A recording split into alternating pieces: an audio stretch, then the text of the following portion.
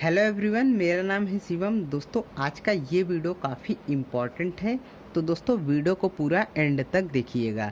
दोस्तों, जैसा कि आपको पता है, इस समय लॉकडाउन चल रहा है और आपका पेपर नहीं हो रहा है। लेकिन दोस्तों, जैसे ही लॉकडाउन ख़त्म होगा, आपका पेपर स्टार्ट हो जाएगा। तो दोस्तों, कई सारे स्टूडेंट ऐसे होते हैं जो पेपर देते समय बहुत सारी गलतियां करते हैं, जिसके कारण उनके एग्ज़ाम में नंबर काफ़ी कम आते हैं। तो दोस्तों, मेरा इस वीडियो को बनाने का मुख्य उद्देश्य ये है कि आप इन गलतियों को मत कीजिएगा। चलिए दोस्तों, जानते हैं वो गलतियाँ जो मैक्सिमम स्टूडेंट अपने पेपर देते समय कर देते हैं। तो देखिए दोस्तों, ये मेरे पास एक पेपर है। ध्यान से देखिए, ये मेरे पास एक पेपर है और ये मेरे पास वो पेज है जो आपको एग्ज़ामिनर देगा पेपर को लिखने के लिए। ओके, तो देखिए इस पेपर में क्या करना है आपको। जैसे आपको एग्ज़ामिनर पेपर देता है, तो आपको सबसे पहले इस पेपर को आराम से पढ़ना है कि इस पेपर में कौन कौन से प्रश्न आए हैं। आप इसको आराम से पढ़ लीजिए। देखिए पेपर में देख लीजिए कि कौन प्रश्न आए हैं, मुझे कौन सा प्रश्न आता है, कौन सा प्रश्न मैं काफ़ी अच्छे से कर सकता हूँ। एक बार आप पेपर देख लेंगे तो आपको संतुष्टि मिल जाएगी। उसके बाद क्या करना है, यहाँ पर नोट दिया है। आपके पेपर में कुछ भी लिख कर आ सकता है, तो वहाँ पर कुछ निर्देश दिए जाते हैं जिसको आपको पढ़ लेना है। गलती नहीं करना है, एक बार निर्देश पढ़ लीजिए। उसके बाद क्या करना है, उसके बाद आप अपने कॉपी की तरफ जाइए जिसमें आप लिखेंगे। कॉपी में आपका नाम पूछेगा तो आप नाम लिख लीजिए, जो आपका नाम हो। उसके बाद रोल नंबर, आपका जो रोल नंबर हो आप उसको लिख लीजिए। फिर आपको कोड मांगेगा, पेपर का कोड क्या है। तो देखिए दोस्तों, इस पेपर में कोड है 20-216। तो मैं यहाँ पर डाल देता हूँ 20-216। ओके, मैं कोड डाल देता हूँ। उसके बाद क्या करना है, उसके बाद आपको करना है ये कि सेक्शन ए, ये देखिए यहाँ पर सेक्शन बी और ये है सेक्शन सी। कई लोग ऐसा कहते हैं कि पेपर में जो प्रश्न आपको सबसे अच्छा आता हो आप उसको पहले कीजिए। लेकिन दोस्तों, मैं आपको बताना चाहता हूँ कि अगर आप प्रश्न को इस तरीके से करते हैं तो जो कॉपी में आप लिखते हैं उसका क्रम थोड़ा सा बिगड़ जाता है, जिससे एग्ज़ामिनर को कॉपी जो चेक करता है उसको काफ़ी दिक्कतों का सामना करना पड़ता है। तो वो थोड़ा सा प्रसन्न नहीं रहता है, तो आपको नंबर कम देगा। तो दोस्तों, इसके लिए आपको क्या करना है, जैसे मान लीजिए ये सेक्शन ए है, तो सबसे पहले आपको यहाँ पर सेक्शन ए डाल देना है। आपकी जो कॉपी रहेगा उसको सेक्शन ए डाल दीजिए। ओके, उसमें सेक्शन ए डाल दीजिए। उसके बाद देखिए इसमें क्या प्रश्न दिए हैं। जैसे मान लीजिए इसमें पहला प्रश्न दिया है, उसमें 10 खंड हैं। दिख रहा है आपको, ये देखिए इसमें पहला प्रश्न दिया है, इसमें 10 खंड हैं। तो मान लीजिए मुझे पहला आता है, दूसरा आता है, तीसरा नहीं आता, चौथा आता है, पाँचवा आता है, छठवां नहीं आता, सातवां नहीं आता, आठवां आता है, नौवां आता है, 10वां आता है। तो सबसे पहले मैं क्या करूँगा, मैं यहाँ पर पहला नंबर डालूँगा और यहाँ पर पहला, दूसरा, ओके, तीसरा, ऐसे ही चौथा, जो मुझे आता है ऐसे पहला, दूसरा, तीसरा ऐसे लिख लूँगा। और मुझे मान लीजिए पाँचवा नहीं आता, फिर भी मैं पाँचवें के लिए हेडिंग डालूँगा। ओके, उसको छोड़ दूँगा, स्थान छोड़ दूँगा, बाद में जब मुझे याद आएगा तब मैं लिखूँगा। उसके बाद मैं छठवां, ऐसे ही सातवां। ओके, मेरे पास स्पेस कम है इसलिए मैं ऐसे कर रहा हूँ। आठवां, फिर नौवां, ऐसे ही, फिर 10वां। तो मैं क्रम से प्रश्न को करूँगा, पहले, दूसरा, तीसरा, चौथा, पाँचवा, छठवां, सातवां, आठवां, नौवां, 10वां। मैं क्रम से करूँगा जिससे कि एग्ज़ामिनर जो होगा उसको मेरी कॉपी चेक करने में काफ़ी आसानी होगी और वो नंबर काफ़ी अच्छा देता चला जाएगा। उसके बाद जैसे मुझे पाँचवा नहीं आता है, ये नहीं आता है, ये नहीं आता है, तो इसके लिए मैं स्थान छोड़ दूंगा। जैसे मुझे पाँचवा नहीं आता है तो मुझे अंदाज से स्थान छोड़ देना है कि इतना मैं लिख लूँगा इस प्रश्न को। इतना मैं लिख लूँगा इस प्रश्न को। तो आपको ऐसे करना है। उसके बाद आप चले जाइए सेक्शन बी में।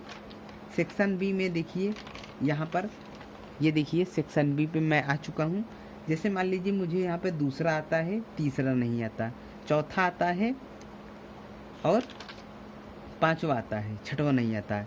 तो मैं यहाँ पर फिर हेडिंग डालूँगा section B. Okay, section B. तो सेक्शन बी में मुझे दूसरा आता है, तो मैं यहाँ पर दूसरा हेडिंग डाल दूँगा। कई बच्चे ऐसे होते हैं जो प्रश्न को लिखते हैं, तो आपको ये गलती नहीं करनी है। आपको प्रश्न नहीं लिखना है, सिर्फ आपको आंसर लिखना है। जो उस प्रश्न का आंसर हो आपको वो लिखना है। कई सारे बच्चे ऐसे होते हैं जो ये प्रश्न को उतारते हैं, तो इसमें बहुत सारा टाइम खराब हो जाता है। तो आपको ये गलती नहीं करना है। उसके बाद क्या करना है, जैसे मुझे दूसरा प्रश्न आता है तो मैं दूसरा करूँगा। मुझे तीसरा नहीं आता है, मुझे तीसरा नहीं आता है, तो मैं क्या करूँगा, तीसरा देखिए यहाँ पे थोड़ा सा पेज कम है तो इसी में कर देते हैं। मुझे तीसरा नहीं आता है तो मैं तीसरा यहाँ पे लिखूँगा और इसके लिए स्थान छोड़ दूँगा। जैसे मान लीजिए तीसरा प्रश्न मेरा यहाँ तक आ जाता है तो मैं यहाँ तक स्थान छोड़ दूँगा। फिर मैं तीसरे को छोड़ के चौथा करने लगूँगा। यहाँ पर आंसर लिखूँगा। उसके बाद जो आंसर हो, मान लीजिए पूछा गया है इसमें कि cultivation and use of rice, तो मैं यहाँ पर हेडिंग डालूँगा यूज ऑफ राइस। और राइस के जो जो उपयोग हैं, फूड में उपयोग किया जाता है, उसका जो प्लांट होता है उसको चारे के रूप में उपयोग किया जाता है, तो उसको मैं लिखूँगा। ओके, उसके बाद मुझे तीसरा हो गया, चौथा। मुझे पांचवा प्रश्न आता है तो मैं पांचवा कर लूँगा। ओके, पांचवा आता है तो पांचवा कर लूँगा। और अगर पांचवा नहीं आता है तो स्थान छोड़ दूँगा, फिर छठवां प्रश्न करना स्टार्ट कर दूँगा। तो मुझे ऐसे क्रम से प्रश्न को करना है। ओके, पेपर में प्रश्न हमेशा क्रम से कीजिए। उसके बाद मैं सेक्शन सी में चला जाऊँगा। सेक्शन सी में भी प्रश्न को क्रम से करूँगा। जैसे मान लीजिए मुझे 7वां आता है, 8वां आता है, 9वां आता है और 10वां 11वां, इसमें 5 प्रश्न दिए हैं लेकिन मुझे केवल 2 प्रश्न करने हैं। तो इन दोनों में जो मुझे आता है उसको मैं करूँगा और क्रम से करूँगा। तो आपको ये समझ में आ गया कि पेपर मुझे कैसे देना है। पेपर मुझे क्रम से देखना है, क्रम से देना है। ओके, और कई सारे बच्चे ऐसे करते हैं कि पेपर में मान लीजिए कोई आंसर लिखते हैं, मान लीजिए कोई स्पेलिंग गलत हो जाती है। जैसे मान लीजिए मुझे स्पेशल की स्पेलिंग लिखना है, SPECIAL होता है लेकिन यल लिख देता हूँ मैं, SPECIAL स्पेलिंग होता है लेकिन।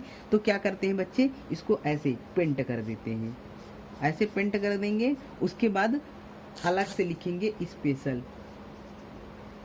तो भैया अगर आप ऐसे करते हो तो अगर एग्जामिनर का दिमाग आपके इस स्पेलिंग पे नहीं जाता है फिर भी चला जाएगा। अगर आप पेंट कर दोगे फिर लिखोगे तो वो देख लेगा कि यहाँ पर गलती हुई है, अच्छा बच्चे ने ये गलती सुधारी है, तो उसको पता लग जाएगा।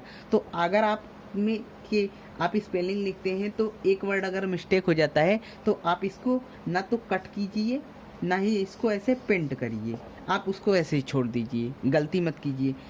अगर आप ऐसे क्रॉस करेंगे, पेंट करेंगे तो एग्जामिनर का दिमाग पहले ही चला जाएगा। अगर आप ऐसे कर देते हैं तो वो जान जाएगा कि बच्चे ने गलत लिखा है, चलो इसको कम नंबर देते हैं। अगर आप नहीं काटेंगे तो उसको पता ही नहीं चलेगा कि बच्चे ने सही लिखा है कि गलत लिखा है, क्योंकि एग्जामिनर के पास इतना कम टाइम रहता है पेपर को चेक करने में कि मैं आपको बता नहीं सकता। एग्जामिनर हमेशा ये सोचते हैं कि 3 मिनट में या 1 मिनट में या 2 मिनट में मैं कॉपी चेक कर दूं और बच्चे को नंबर दे दूं, वो ये देखते हैं।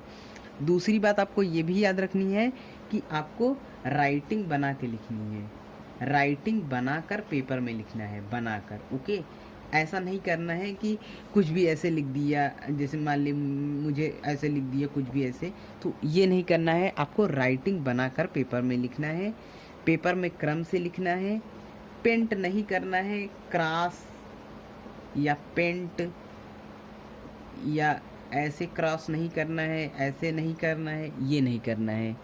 क्रम से देना है, राइटिंग बनाकर लिखना है, पेपर को पूरा पढ़ना भी है, पेपर को पूरा पढ़ना भी है और पेपर को काफ़ी अच्छे से करना है। ओके, और साथ में क्या करना है, और साथ में अगर आपकी कोई स्पेशल पॉइंट आ जाता है तो उसको अंडरलाइन कर सकते हैं। ओके, जैसे मान लीजिए मैं लिखता हूँ राम राम एक महान व्यक्ति था, उसके पिता का नाम नरेश था। तो यहाँ पर आप ऐसे हेडिंग बनाकर ऐसे ऐसे कर सकते हैं।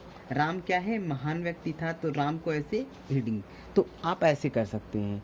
तो इससे क्या होगा, एग्जामिनर जब आपकी प्रश्न को देखेगा तो उसको लगेगा कि अच्छा बच्चे ने बहुत अच्छे से मेहनत किया है, तो उसको नंबर देना चाहिए, तो आपको नंबर काफ़ी अच्छा देगा। साथ में आपको और क्या करना है, अगर आप पेपर देते हैं उससे संबंधित कोई डायग्राम आपको आता है, तो आप डायग्राम को ज़रूर